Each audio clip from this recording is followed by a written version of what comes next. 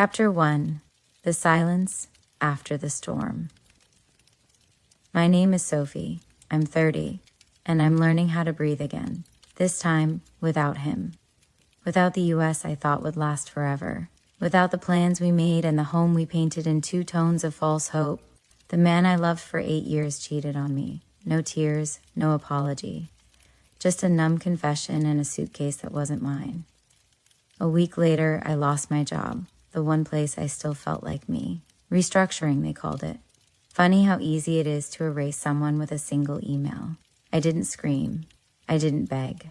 I just stopped. I packed one suitcase, not full of clothes or books. I left those behind like the woman I used to be. I took only what smelled like home, a sweater I'd cried in, a sea green mug, and my mother's old camera. Then I left. No plan, no goodbye. Just a train headed south toward the sea. The town welcomed me with wind, not warmth, not sun, but something cleaner, something honest. A tiny coastal village, where the air tasted like salt and forgotten things, where no one knew my name, where I didn't have to pretend I was okay. I rented a small house with creaking windows and a porch that faced the waves. The bed was too hard, the silence was too loud, but for the first time in months, I could hear myself. And then there was him, Liam. The first time I saw him, he was fixing a broken chair outside a little wood shop near the cafe. Tall, quiet, hands like stories. There was something steady in the way he worked, focused, gentle, like the world hadn't rushed him in years. He didn't look up when I passed, but I noticed the way his brow furrowed in concentration, not with tension, but with care. We didn't speak that day, or the day after, but somehow just walking past him became part of my routine.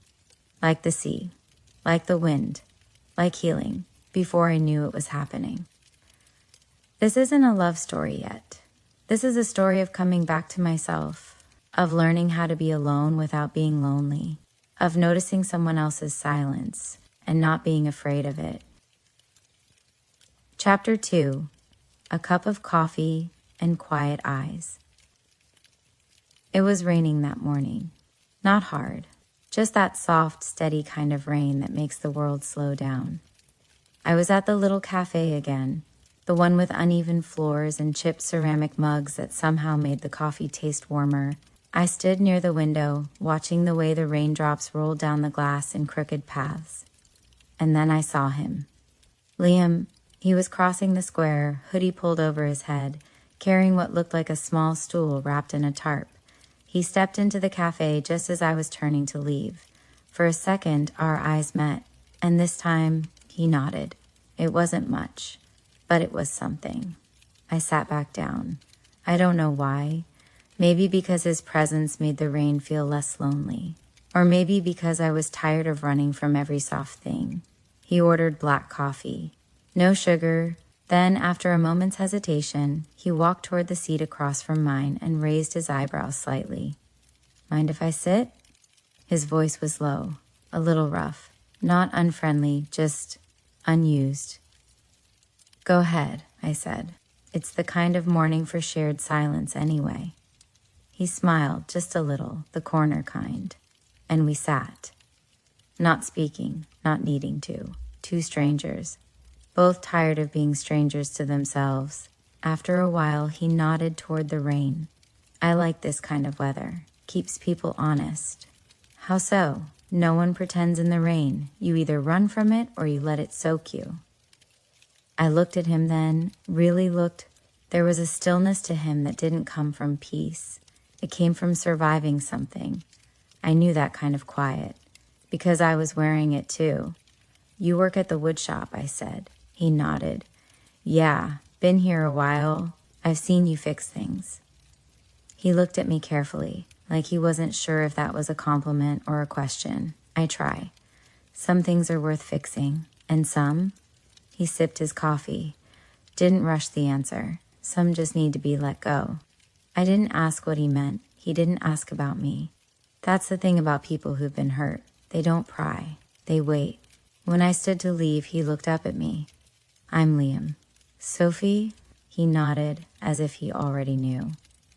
And just before I walked out into the rain, he said, "Maybe I'll see you again." I didn't answer, but I turned back once, just before I disappeared around the corner, and he was still watching me, like someone who recognized a piece of himself in someone else's eyes. Chapter 4, The Way He Listens. There was no plan, no official moment when things began to change. It was a slow shift, a coffee left on my porch, a knock on his door when I baked too much banana bread, a walk on the beach, side by side, not touching. Liam never asked questions I wasn't ready to answer, and maybe that's why I answered them anyway. One afternoon, we sat on a bench overlooking the cliffs. It had rained that morning, and the sky was still holding on to the color gray. I had a thermos of tea between my hands. He had a folded piece of sandpaper he kept turning in his fingers like a thought he didn't want to say. "You always seem calm," I said. He glanced at me. "I'm not. You just pretend well?" He gave a soft laugh. "No. I just stopped needing to look fixed." There was something about the way Liam listened. He didn't try to fill the silence, didn't nod too fast, didn't offer answers like he knew better. He just waited, and in that space, my voice softened. "I used to be someone," I said, barely above a whisper, "a woman with meetings and high heels and control over her calendar. Now I don't even know what day it is. And weirdly, I don't hate that." He didn't look surprised or worried. He just passed me the thermos when I ran out. "You're still someone," he said. "Who?" "Someone who kept going, even when she didn't know where." That night I couldn't sleep, not from pain, not from grief, but because something inside me had shifted. A lock had turned. I was no longer waiting for the past to make sense. I was finally starting to live in the present. The next morning, I found a note tucked under a smooth stone on my porch. "Made something. Stop by if you feel like it." I stood there barefoot, holding the note, heart doing something it hadn't in a long time. Not aching, not breaking, just beating.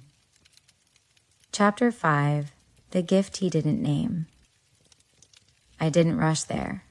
I let the day unfold slowly, brushed my hair, washed my face, stood barefoot on the porch and listened to the wind hum through the trees. Then, with the note still in my pocket, I walked down the hill. His shop smelled like cedar and old stories. The door creaked softly as I entered, and Liam looked up from the workbench. "Hey," he said, "like I came by every day. You said you made something."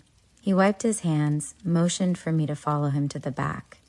There, on a small table by the window, was a simple wooden box, warm to the touch, finished with beeswax. No lock, no hinges, just smooth curves and careful joints. "It's not much," he said, "just a place to keep things you don't want to lose." I traced my fingers over the lid. "You made this for me?" He didn't answer right away, just watched me gently. "I didn't know your favorite color, or what you like to collect, but I thought, maybe you could fill it when you're ready." Something inside me softened. Not the part that had been broken, that part had already been reshaped, but the part that never expected gentleness again. "Thank you," I said, and I meant it in more ways than he could ever know. We sat in the quiet for a while, the box between us. I told him how I used to write but hadn't in months, how I missed the way my hands used to pour something real onto the page, how afraid I was that I'd lost my voice. He didn't interrupt, didn't fix, just listened, again, and then he said, "Maybe the words are waiting for you to feel safe again." I left the shop with the box held tightly to my chest. It wasn't heavy, but it carried something sacred. Not memories, not yet, but the possibility of them. That night, I lit a candle, slid a small folded page into the box. It was blank, but that felt right somehow. A beginning. Chapter 6, What We Let In. The first word came slowly. It sat at the top of the page for 20 minutes before I added another, and then another, until, without meaning to, I had 3 paragraphs, no punctuation, and more honesty than I'd spoken aloud in a year. It wasn't poetry, it wasn't perfect, but it was mine.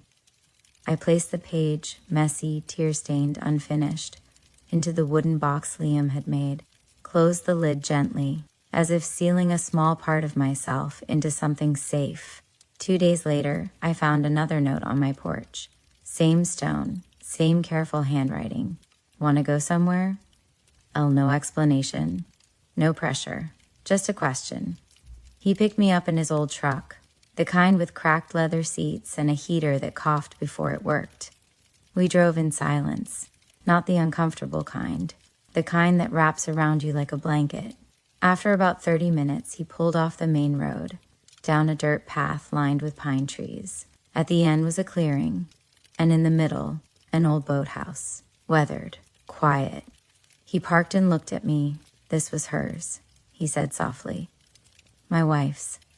I didn't speak. I waited. We walked inside. The air smelled like thyme, dust, salt, dried paint. There were shelves lined with jars of seashells, notebooks, pieces of driftwood. A pair of old rain boots by the door, a mug with a chipped handle on the sill. She used to come here when she needed air, Liam said. I haven't brought anyone since. Why me? He looked down, hands in his pockets. Because you're not afraid of silence. And because I think she'd like you. I walked to the window and touched the frame. Everything felt paused, held in memory, but somehow not heavy. It's beautiful, I said. It was hers. But I think it's time it becomes something again. We didn't say much more. We sat on the wooden floor, side by side, watching the light shift through the dusty panes. And in that stillness, I realized something. He wasn't giving me a piece of his past. He was letting me see where he still grieved, and where he was beginning to hope again.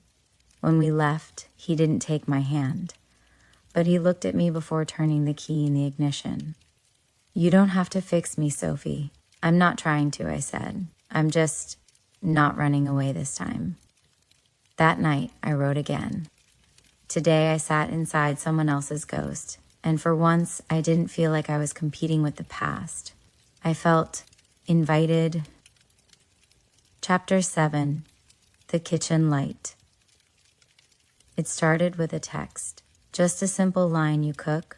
I stared at it for a while before replying. When I'm not falling apart, yes. His answer came seconds later. Dinner at mine? We'll fall apart together. His house was small, quiet like him. Pine floors, old books, a radio that buzzed a little before settling into sound. When I stepped inside, he was already barefoot, sleeves rolled up, chopping sweet potatoes with the kind of focus people usually reserve for puzzles or poetry. You didn't have to cook for me, I said, unzipping my jacket. I didn't. I'm cooking with you, he corrected. So this is a team effort? Absolutely. You're in charge of not letting me burn the garlic. We moved in a rhythm neither of us had practiced, but somehow knew. I handed him spices. He passed me the olive oil. We brushed arms, bumped hips, laughed when he forgot the salt and I pretended it was a crime. The radio played something slow and acoustic, and when we both reached for the same spoon, our fingers touched, not for long, but long enough for my breath to catch, for his eyes to meet mine, not in surprise, but in recognition. Like we both understood something without needing to name it. Dinner was quiet in the best way. No heavy talk, no probing questions, just two people chewing slowly, letting the silence speak between bites. After we finished, I stood to clear the plates. Leave them, he said gently. You sure? He nodded, walked over to the light switch, and dimmed the kitchen to a soft amber glow. Then, almost shyly, he leaned against the counter beside me. You feel like home, he said. Just like that, no build-up, no dramatics, just truth. I didn't kiss him. He didn't reach for me. But we stood there for what felt like hours, hands resting side by side on the counter, not touching but close. Close enough, and when I left that night, walking back beneath a sky full of stars that didn't need to impress anyone, I whispered, almost to the wind, This is what healing tastes like. Chapter 8, The Page I Never Shared. I had rewritten the first line 10 times, and still it didn't feel right. But maybe that was the point. Maybe healing didn't come with perfect sentences. Maybe it started with offering something unfinished and letting someone stay anyway. I placed the folded pages into a simple envelope. No name, no title, just words. My words. And that night, as Liam walked me back from the cafe, I stopped at his porch, turned to him with a sudden tightness in my chest. I want to give you something. His brow lifted just slightly. All right. I handed him the envelope. I wrote this last week. I've never shown anyone my writing since I left. Everything. He took it carefully like it was fragile, because it was, you want me to read it now? No, just when you're ready. And when you do, don't tell me if it's good. Just tell me if it's honest. He nodded, didn't open it, didn't make a joke or brush it off, just held it the way people should be held, gently and with care. That night, I couldn't sleep. I lay under the soft sheets, imagining his fingers unfolding the paper, reading the way I unravel on the page, the way I ache, the way I hope. Because the words weren't fiction, they were me, unfiltered, uneven.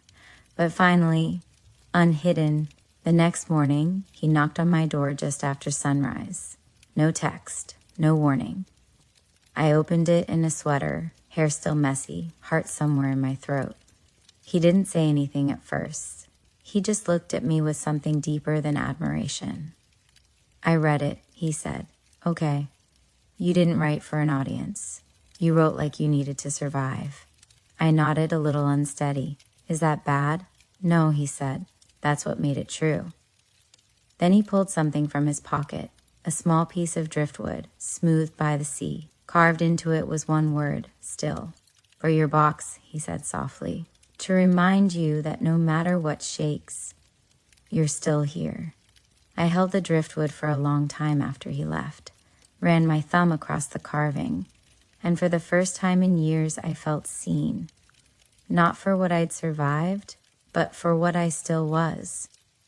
Chapter 9, The Storm and the Stillness. The storm rolled in just after dusk, not the kind that whispers, the kind that arrives bold and unapologetic. Thunder crashing, wind rattling the windows like it wanted in. I was home, curled up with a book I hadn't really been reading, when my phone buzzed. Liam, you okay in that rickety house of yours? Me, so far. But the wind just tried to steal my porch light. His response came fast, Liam. I've got candles and hot tea. Doors open if you want. I stood there in the hallway for a full minute, barefoot and uncertain. Then I grabbed my coat. The walk to his place was wet and wild. My hair stuck to my face, and by the time he opened the door, I was half laughing, half freezing. You really didn't have to come, he said, but he was already handing me a towel, already smiling like he was glad I had. And missed the apocalypse? Never. His home was dim and glowing. Candles on every surface. The scent of something herbal steeping in the air. The windows shook now and then, but inside it felt like the eye of the storm. Safe, warm, still. We sat on the floor beside the fireplace, 2 mugs of tea between us, knees nearly touching. He leaned his head back against the wall. You know, I used to hate storms. Why? Because I thought they were reminders of everything that could go wrong. He paused, then looked at me. But now I think, maybe they remind us what we want to keep safe. My breath caught at that, not because of the words, but because of the way he looked at me when he said them. Like I was something worth protecting. We were quiet for a long time. Outside, the rain slapped the windows, wild and unfiltered. Inside, our silence held a different kind of electricity. He shifted slightly, his knee brushing mine. Neither of us moved away. Sophie, he said, and my name felt like something holy in his voice. I turned to him. His hand reached out, slow, careful, not asking, just offering. I met it halfway, and for a moment, all I could hear was the storm and the sound of our breaths sinking. Then he kissed me. No rush, no fire, just warmth, like a home I forgot I was allowed to return to. It wasn't the kind of kiss that breaks you. It was the kind that holds you together. Later, when the power flickered and the thunder faded, we didn't talk about what it meant. We didn't have to, because in that quiet space between the waves and the wind, we'd already said the thing neither of us knew how to write. I'm here, and I'm staying. Chapter 10, Morning and Something Like Peace. The storm had passed, not just outside, where the sky was now pale and washed, the streets quiet and glistening, but inside me too. I woke up on Liam's couch, wrapped in a blanket that smelled faintly like cedar and coffee, my legs tucked beneath me, my heart not racing for once, just steady. He was already in the kitchen, barefoot and sleepy-eyed, making eggs in that quiet, thoughtful way he did everything. "Hey," he said, glancing over his shoulder, "you survived the night. Barely. I almost drowned in your oversized throw blanket." "Cozy death," he said. "There are worse ways to go." We smiled at each other like two people who weren't quite ready to name what had happened, but didn't need to. Breakfast was simple: scrambled eggs, toast, orange juice from a bottle that probably expired a week ago. But it tasted better than anything I'd had in months, because it came with silence that wasn't awkward, with glances that lingered, with warmth I didn't have to earn. After we ate, he sat back, mug in hand, and asked, "What do you want now, Sophie?" I blinked, not because the question scared me, but because no one had asked me that in a long time. "I don't know," I said honestly, but for the first time, I think I want to find out. Slowly, with both feet on the ground, he nodded like he understood, because he did. "I'm not looking to be someone's whole life," he said after a moment, "but I'd like to be part of yours, however that looks." My throat tightened, not because of what he said, but because he meant it. Not saving me, not fixing me, just being there, exactly what I'd stopped believing existed. We cleaned up together, washed plates, wiped counters, laughed when he spilled tea on his shirt. There was no grand moment, no music swelling in the background, just a feeling in my chest like maybe this was how new chapters begin. Not with fireworks, but with quiet mornings and someone handing you the dish towel before you even ask. That afternoon, I walked home slowly, past the cliffs, past the wildflowers that had somehow survived the storm. And when I got to my house, I placed the driftwood Liam carved beside my writing box, opened it, took out a blank page, and wrote, "The storm is over, and I'm still here, not broken, not fixed, just beginning again." Chapter 11, Something of My Own. It started with a conversation over coffee and toast, just me staring at my notebook, tapping the rim of my mug like it might unlock an idea. "What if I started something?" I said aloud, mostly to myself. Liam looked up. "Something? A writing studio. Or not even that. A place where people can come, sit, write, maybe talk. A little book nook, a tea corner, nothing big." He didn't blink, didn't ask for a business plan or numbers. He just smiled. "Sounds like something that already exists in you." Later that week, I found a small space, just off the square, near the old lighthouse. The rent was cheap because the place hadn't been touched in years. The floors were warped, the windows dusty, and the walls cracked with light. But I loved it instantly, because it wasn't perfect, and neither was I. Liam helped me clean it up. No questions, no lectures, just tools in his hands and sawdust in his hair. He fixed the crooked shelf, reinforced the back door, built a reading bench by the window where the light pooled soft and golden in the mornings, and I filled the shelves with secondhand books, local zines, old typewriters, journals stitched by hand. I called it the Still House, because that's what it had become for me. A space where stillness didn't mean being stuck. It meant being ready. Opening day wasn't loud. Just a few curious locals. A woman who bought a journal. A teenager who asked if they could use the bench after school. I watched it all from behind the little tea counter, my hands wrapped around a cup that no longer shook. And when Liam came in, quiet, smiling, he didn't say anything grand. He just placed a small vase of wildflowers on the shelf beside the window and said, "You did this." "We did," I whispered. "No," he said gently. "You let yourself do this. That's different." That night, I walked home with the kind of tired that feels like peace. And before I went to bed, I slipped a page into my writing box. It simply said I built something, and it didn't fall apart. Neither did I. Chapter 12. The Letter I Didn't Expect. It came in a plain envelope. No return address. No postmark I recognized. Just my name, written in that careful, slanted handwriting I hadn't seen in over a year, Daniel. My ex-husband, the man who shattered us with a shrug and a suitcase. I sat at the small table in my kitchen, staring at the letter like it might burn through the wood.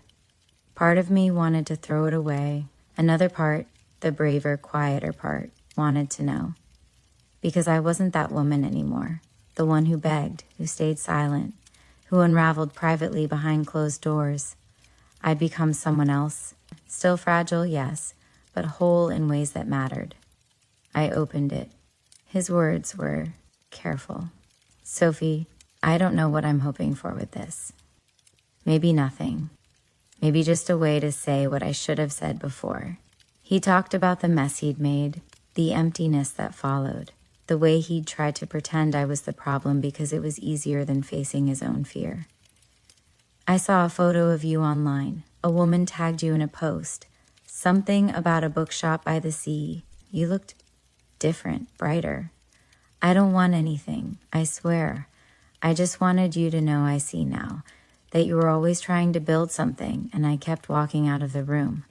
I hope you found someone who stays in the room. D." I read it twice, not because I needed to, but because something in me needed to feel the difference, and I did. Not anger, not longing, just distance. I walked to the still house and sat on the window bench, the letter folded in my pocket, untouched now by pain. Liam came by mid-morning with warm croissants and ink-stained hands. "You okay?" he asked, pressing one into my hand. "Yeah," I said honestly. "I got a letter from my ex." He paused, waited, and... "It's strange," I said. He finally said the right things, but I no longer need to hear them. Liam looked at me with that quiet pride I'd come to recognize. "That's what healing looks like," he said. "No," I whispered, shaking my head. "That's what living looks like." That evening, I burned the letter in the fireplace, not out of rage, but as a ritual, a soft goodbye. I added a new page to my writing box. Today, I didn't break, I didn't bleed. I just let go. Chapter 13, The Things We Keep. The sky was pale gold when Liam asked me to come with him. "I want to show you something," he said. There was a softness in his voice, not hesitation, intention. I followed him down the path behind his house, through a line of weathered trees, toward the boathouse I now knew held more than wood and dust. It held her. Inside it looked the same, quiet, preserved. But today something had changed. He opened an old trunk in the corner, pulled out a box. Inside were sketches, rough and beautiful. Scenes of ocean cliffs, hands reaching, a woman curled into herself in grief and grace. "She used to draw," he said quietly, "but she never showed anyone, not even me at first." He handed me a small book, leather-bound, worn at the edges. "Her journal," he said. "She kept it here. I only read it after... My fingers hesitated. "Are you sure?" "I want you to read one page," he said. "The one I marked." I turned to it, her handwriting looped and clear. "I hope if he loves again, he lets her in. Not just the pretty parts, all of it. The way he forgets to eat when he works, the way he disappears when he's sad, the way he holds pain in silence like he's protecting the world from it. Whoever she is, I hope she sees him, and I hope he lets her be the one to stay." I closed the book gently. My throat was tight, but not from jealousy, from recognition. "She sounds like someone I would have liked," I said. "You would have," he answered. "She had a quiet fire, like you. We stood there a long time, No rush, no wait, just presence. Why now, I asked. Because I wanted you to know I'm not loving you instead of her, he said. I'm loving you with the part of me she helped grow. Later, we sat by the water. I leaned into his side, the waves brushing the shore below. And then I said the words I'd never said out loud. I think I love you, Liam. He didn't answer right away. He just took my hand, held it tight, and whispered, good, because I love you too, exactly as you are. I didn't cry, not then. But when I got home, I added a new page to my box. Today I loved without apology, and I was loved back, not for my strength, but for my softness. Chapter 14, The Quiet in the Crowd. The invitation came from a local arts group, a small speaking event. Just a few dozen people, a mic, a chair, and a request. We'd love for you to read something from your journals. Your journey has inspired so many. I froze when I read it, because I didn't write to be inspiring. I wrote to survive. And now they wanted me to stand in front of strangers and show them my scars like some kind of lesson. I nearly said no, but something or someone pulled me back. You're not reading for them, Liam said that night, sitting beside me on the porch. You're reading for the version of you who never thought she'd be standing there. Still, the fear came anyway. The night before the event, I didn't sleep. I practiced, then ripped the page in half, practiced again, deleted the paragraph that felt too honest. By morning, I was dizzy with doubt. The venue was warm and packed tighter than I expected. Local artists, familiar faces from town, even some teens from the Still House. And somewhere in the back, Liam, standing quietly, hands in his pockets, waiting. His presence steadied me. They called my name. I walked up, took the mic. Fingers trembling slightly, I unfolded the paper I'd rewritten 5 times. I used to measure my worth by what I produced, how much I gave, how little I needed. Then one day, everything stopped. The job, the marriage, the belief that I mattered only if I was useful. Now I live by smaller truths, the sound of rain on my porch, the softness of hands that do not ask me to be less, a man who carves words into wood because he knows I'll understand them better that way. This is what beginning again looks like. Not perfect, but present. Silence followed, but not the bad kind, the kind that feels like people are holding their breath with you. And then applause, not wild, but real. Afterward, people approached me, some with tears, some with quiet thanks. A woman in her 60s pressed a note into my hand. You said what I never could. Thank you. But none of that undid the doubt still whispering beneath my ribs, until Liam appeared, carrying something in both hands. A small wooden plaque, simple, rough-edged, smooth to the touch. Carved into the center, present is enough. I didn't cry in front of everyone, but I held it like it was the final piece of a puzzle I didn't know was unfinished. That night, I placed the plaque in my writing box. It didn't fit, not exactly, but I let the lid stay open, because some truths don't need to be hidden. Chapter 15, The Place I Left Behind. The city looked the same.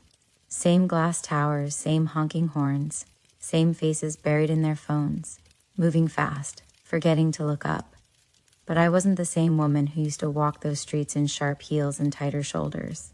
Now, I paused at crosswalks. I breathed at red lights. I noticed light before I noticed expectation. I'd returned for a panel, a last-minute invitation to speak about creative recovery. Normally, I would have said no, but something in me was curious. Not to prove anything, just to witness who I'd become.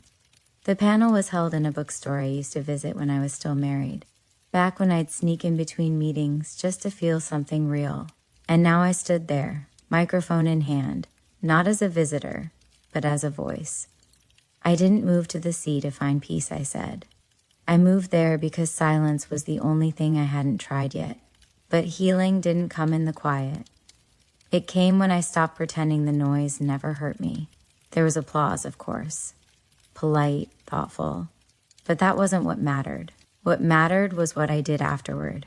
I walked 3 blocks east to the office building where I used to work 12-hour days, where I poured myself into someone else's dream while mine withered quietly in the margins. I stood across the street and stared at the revolving door, not in anger. In peace, my phone buzzed. Liam, how's it going? Me, strange, familiar, beautiful in a way I never let it be before. Liam, come home soon. The still house misses you. Me, I miss it too. And you. On the train ride home, I wrote, not for anyone, just for me. I left looking for answers, but what I found was my own voice, quiet and waiting. Not lost, just buried beneath the noise I thought I needed to belong. I don't want that life back. Not because it was all bad, but because it wasn't mine. This one is. When I arrived back in the coastal town, the wind greeted me first. Then the sea, then Liam, waiting by my porch with 2 cups of tea and no questions. You okay? He asked. I'm not only okay, I said. I'm right. That night, I tucked another page into my writing box. I went back, and it no longer felt like home, because I'm building one here, with open windows, slow mornings, and love that doesn't ask me to shrink. Chapter 16. What comes next? The sky was soft with the smell of salt and something like spring. We sat on the steps outside the still house, Liam with his tool belt half on, me with my notebook open but untouched. The silence wasn't heavy.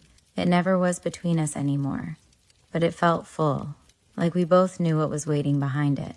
He set down his coffee cup, rubbed his thumb over the rim, and looked at me. Sophie. I looked up.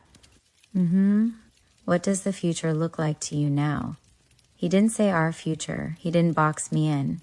He just offered the space and waited. I let the question hang there a moment because I wasn't used to being asked. Not like that, not without an agenda. Then I said softly, it looks like this. Mornings that don't rush, a room full of books and someone who lets me be quiet. I paused. It looks like someone who stays when I go still. He reached over, slow, steady, and placed his hand on mine. That's what I want too. We didn't talk about rings or timelines or what we'd name the dog we might never even get. We talked about continuing, about shared dinners, separate spaces, and what it means to build something that isn't perfect, but is chosen. I don't want to lose myself in someone again, I said. Then don't, he replied. Let's not merge. Let's meet every day.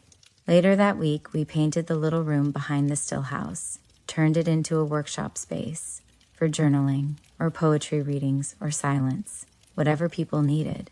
He built the shelves. I labeled the tea jars. Together, we wrote a sign on the door. Begin here. No expectations, just breath. That night, in bed, he pulled me close, forehead to forehead, and whispered, if you ever want to leave, I won't hold you. But I'll leave the light on, just in case. I smiled, tears warm and unhidden. I think I'm staying, Liam. Then I'll build around you, not over you, not instead of you, with you. And in that moment, there was no fear, no what ifs, only yes. Not screamed, not dramatic, just breathed, like a door opening. Chapter 17. The ripple I didn't see. The letter came in a brown envelope with a crooked stamp and a return address I didn't recognize. Inside was a folded page, handwriting messy and urgent, like the words couldn't wait to get out. I sat on the reading bench in the still house, the morning light soft on the floorboards, and read, Dear Sophie, I came into your space last week. I don't think you saw me. I was the one in the corner, with the notebook pressed too tightly to my chest like a shield. I didn't write anything that day. I just sat and cried and watched the way people weren't afraid to be still in front of each other. I've never seen that before. Later, I found a quote written on a card by the tea counter. It said, you are allowed to begin again, especially here. I went home, and I wrote something for the first time in 3 years. It was messy, it was angry, but it was mine. I just wanted to say thank you for building a place that lets people fall apart without judgment. You don't know me, but you helped me. More than I can say. E. I stared at the paper for a long time. It didn't feel like praise. It felt like recognition. Like someone had picked up a piece of my own past and handed it back with gentleness. Liam came in a little later with sawdust on his sleeve and a jar of honey he'd picked up from a neighbor. You okay? He asked, brushing his fingers along mine. I think so, I whispered. I just got a letter from someone I don't know, and somehow she knows exactly who I was before all this. He didn't ask to read it. He just pulled me into a quiet hug, kissed my temple, and said, You're becoming someone's lighthouse, whether you meant to or not. That evening, I opened my journal, the one I hadn't touched in a few weeks, too busy living, too quiet to write, and I wrote, Maybe the point was never to save anyone. Maybe the point was to stop hiding my light, because when we shine, even just a little, someone else finds their way too. I folded a new card for the Stillhouse counter. On it, I wrote, You're not late. You're right on time. Come in, breathe, begin. Chapter 18, The Manuscript and the Fear. The file sat on my laptop for weeks. Untitled docs, over 200 pages of my voice, scattered memories, journal entries, essays stitched together with salt and silence. I told myself I wasn't afraid. But the truth, I was terrified. Because writing for myself was safe, but publishing meant being seen. Not just the curated parts, all of it. Liam found me in the still house late one night, fingers hovering over the send button. Looks serious, he said gently. I'm thinking about submitting it. There's this small press accepting memoirs, raw stuff, not polished, just honest. He nodded. And what's stopping you? What if it's not enough? I whispered. He pulled up a chair beside me. Then someone will read it and see themselves in the not enoughness. And that will be enough. I looked at him. You always know what to say. Only because I've loved you long enough to recognize when you forget who you are. The next morning, I made tea, opened my laptop, typed in the publisher's name, attached the manuscript, paused, and clicked send. My hands shook. My breath did too, but underneath that was something new. Pride. Days passed, then weeks. And one late afternoon, while restocking journals at the Still House, I checked my email and froze. Subject line, submission response. The stillness you carried, Liam, looked up from the counter. Everything okay? I handed him the phone. My legs had gone warm and strange. He read it, then smiled, eyes shining. They want it, Sophie. They want you. That night, we sat on the floor of my living room, the manuscript printed and scattered between us. I picked up one page, the one I'd almost deleted, and read aloud, I didn't rise from the ashes. I crawled out, slowly, barefoot, hands bleeding, and planted myself in the dirt. That's where I bloomed, not clean, but alive. He reached for my hand.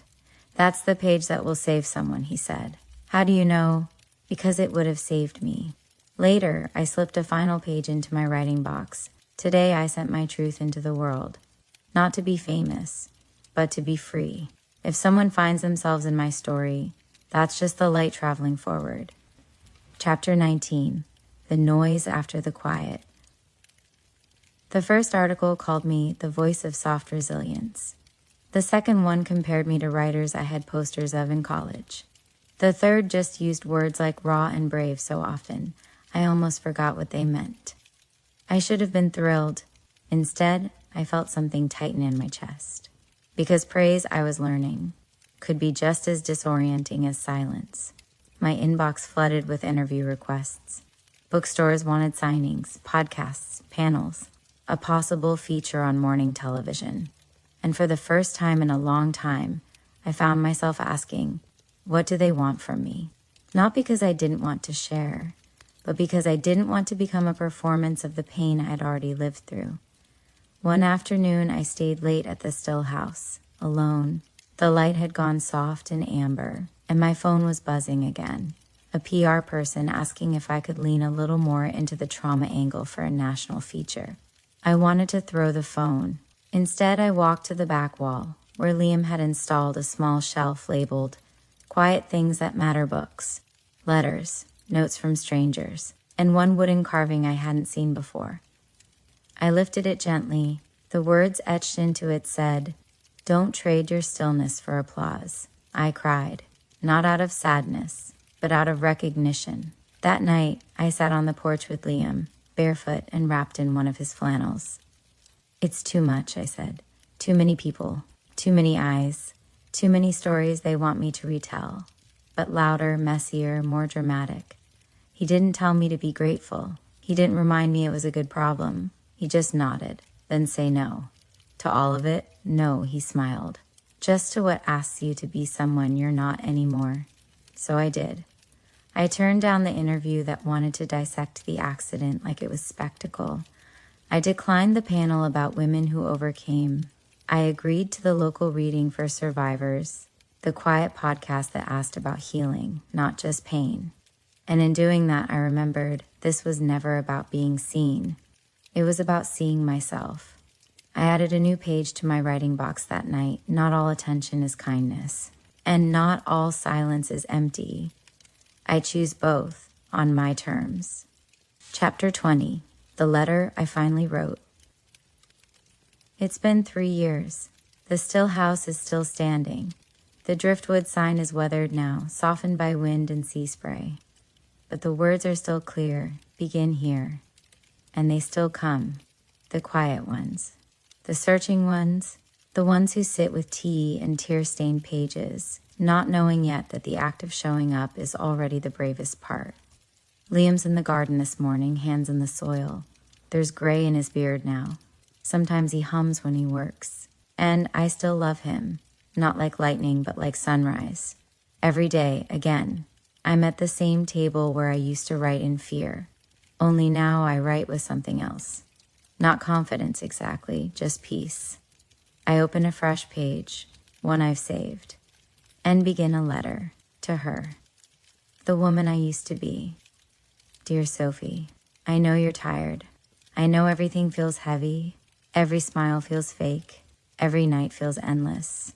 You're wondering if you'll ever feel real again. You will. It won't come all at once. It won't arrive like magic. It'll look like coffee you made just for yourself. A walk where you don't check your phone. A man who doesn't ask you to be smaller than you are. You'll build something, slowly, with bare hands and late nights. It'll feel fragile at first, then honest, then home. And one day you'll wake up and realize the storm passed, and you're still here. Not perfect, not shiny, but alive. And finally, free. With love, you. I fold the page, place it not in the writing box this time, but in a jar on the still house shelf for anyone to read. No name, no explanation, just a truth that's meant to be passed on.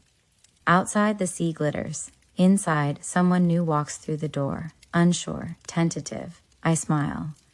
Welcome, I say gently. You're right on time.